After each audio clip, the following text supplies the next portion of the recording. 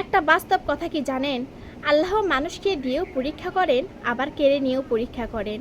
আল্লাহ যেটা দেন সেটা নিয়ামত, যেটা দেন না সেটা হিকমত, যেটা দিয়েও কেড়ে নেন সেটা পরীক্ষা, ধৈর্যের পর যেটা দেন সেটা হলো কুদরত।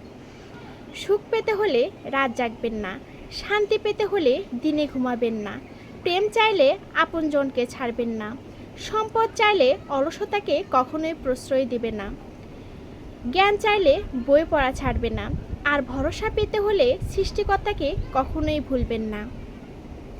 হে মালিক, আমি বোকা ছিলাম বলেই হয়তো তোমার অতি বুদ্ধিমান বান্দা আমাকে ঠকিয়ে গেল। শুধু একটাই ফরিয়াদ, যে আমার জীবন ছাই করে নিজের সুখের প্রাসাদ গড়ল, তার পাওনাটা তুমি এই জমিনেই বুঝিয়ে দিও।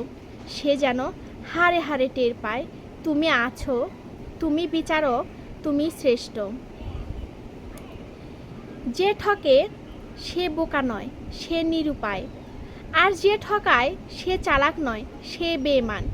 যে বিশ্বাসের মান রাখতে পারে না, সে তো কখনোই মানুষ হতে পারে না। দুঃখের সময় ধৈর্য ধরো, সুখের সময় দান, তবেই তুমি সমাজে পাবে সঠিক সম্মান।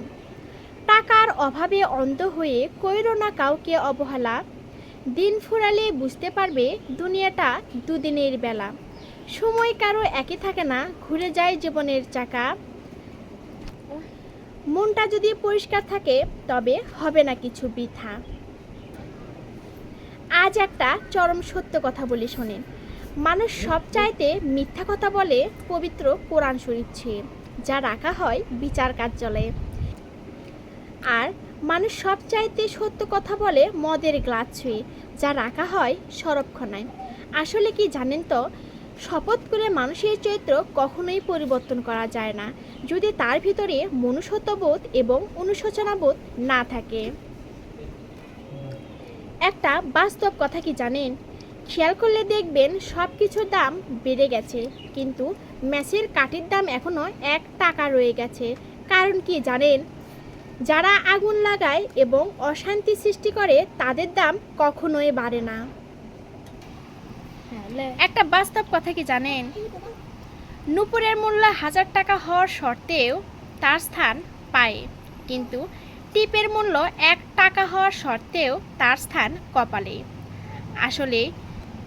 আসলে দামি হলেই যে মূল্যবান হয় তা কিন্তু না, মূল্যবান হতে হলে যোগ্যতা লাগে। তাই যার স্থান যেখানে তাকে সেখানেই মানায়। ধন্যবাদ।